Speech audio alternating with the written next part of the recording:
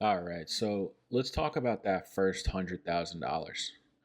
I remember when I was younger, specifically in my late teens and early 20s, when I was still in college and finishing up school, and I was still in debt. I was hyper fixated on the $100,000 number.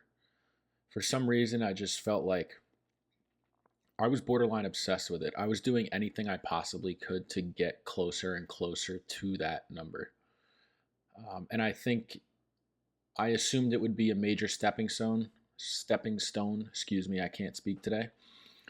There's the $100,000 mark, then there's the $1 million mark, 10 million, 100 million. I think there's something to be said about these numbers.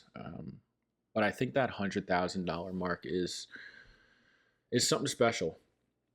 And there's a reason for that. The I think I've heard before that it's actually easier to get to 1 million than it is to get to 100,000. And you might think that sounds crazy, and it kind of does when I say it out loud. But there's a reason for that saying. That first 100,000 is built purely through hustle. Now, this isn't always the case. Obviously, some people come out of school making a significant amount of money. Maybe they're a doctor or a lawyer, or maybe you make a really big investment, or whatever the case may be. Some people get that first 100,000 for many different reasons, but in general, for normal people like you and me, just a normal person navigating through life, working a normal job, that first 100,000 is built through pure hustle and dedication. To kind of give you some perspective on it, I think I can't remember exactly when I got to the $100,000 number. I can look back in my financial statements. I track my net worth on a quarterly basis, but it was somewhere in my mid 20s, let's say.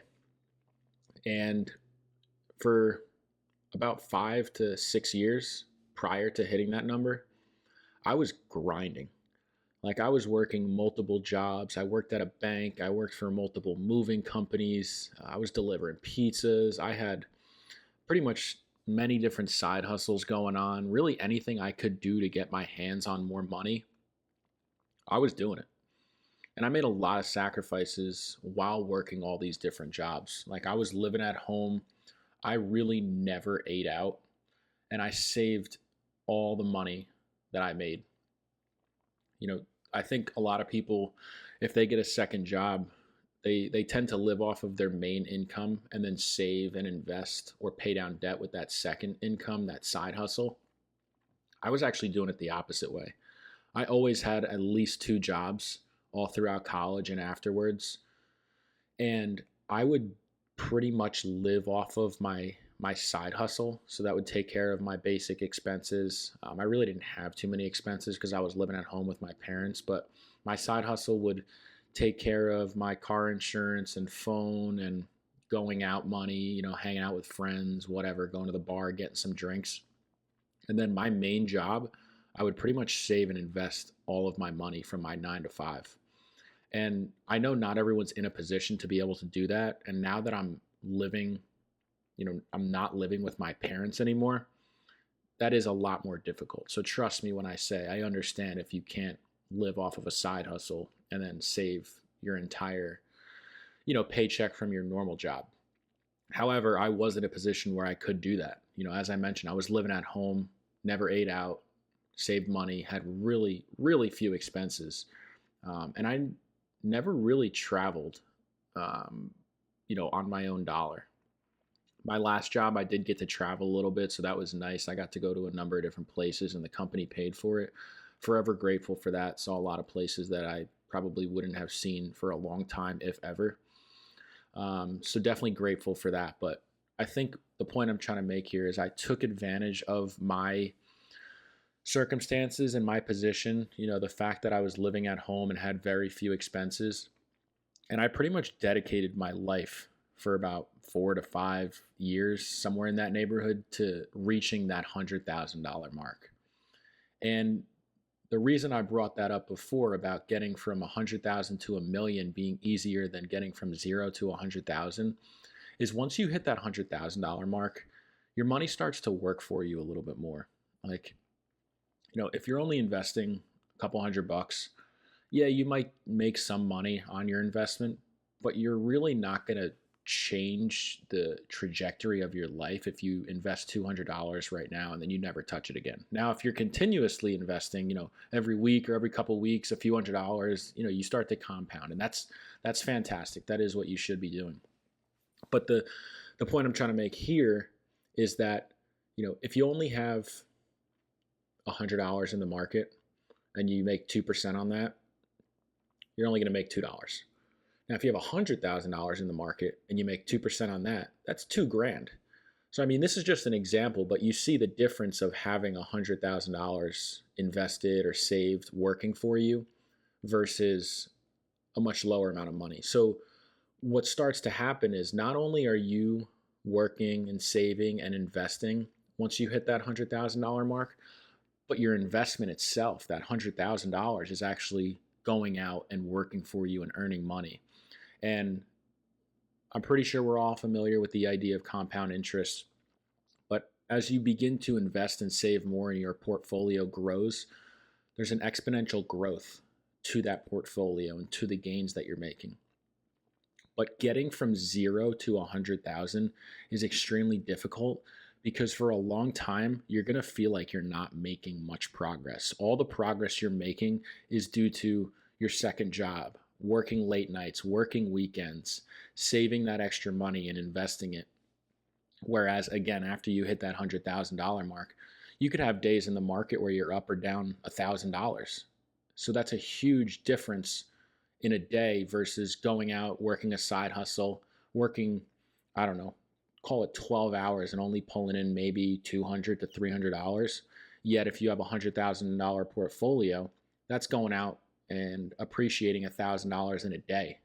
So that's the difference between getting from 0 to 100,000 and getting from 100,000 to $1 million. You have money working for you once you're beyond that $100,000 mark. And the more you invest and the more you save, the better it gets. As long as you're making reasonable investments, smart, sound investments.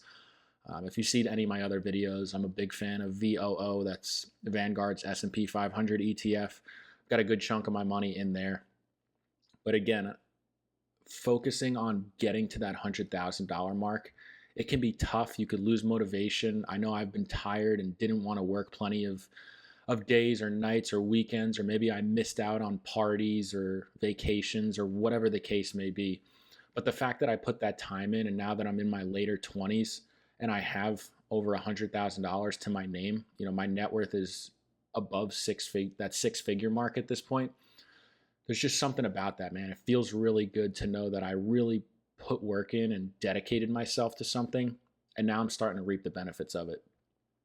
So I just wanted to kind of talk about this number, this $100,000 mark, because I think it's a really significant stepping stone in the world of personal finance and, in the process of gaining financial freedom. Because while I'm not saying I want to stop putting in extra work and saving and investing, I feel like I kind of have the ability to take my foot off the gas a little bit. That's not to say I'm not, being smart with my money and I'm going to stop investing or anything like that. I just feel like the grind part, like that real hustle and grind for years, I feel like I've achieved that and done that. And now I have the ability to kind of pursue other things like YouTube and continuing to invest. And I don't feel as stressed about my money because I have built up this net worth and this portfolio and this savings that I have to back me, whether I need it for an emergency or whether I really hate my job and want to just quit. It's like a security blanket, and it feels really good. And I think, what I want to leave it off as is, or leave this video off as, is if you're not at that $100,000 mark yet and you're feeling unmotivated, just keep going, man. That's all I can say. I'm not going to give you any, fake bullshit that it's going to be easy, it's going to get better. Just keep fucking working, keep grinding, keep saving, pay off your debt, and trust me, once you hit that $100,000 mark, you just start to walk around with a different type of swagger. Like, I can't even explain it, but once you get there, you'll know what I mean. So that's it. That's all I got for you guys today. I appreciate you checking in as always. If you're new here, I post every Tuesday and Thursday at 3 p.m. Eastern time. And then on Saturdays at 10 a.m. Eastern time, I post all kinds of content about like personal finance, life experiences, really just anything I feel like talking about. I throw it over some gameplay, and I hope you guys can kind of learn from it or connect with it. So if you do like this kind of content, be sure to like, comment, and subscribe, and I'll catch you in the next one. Peace.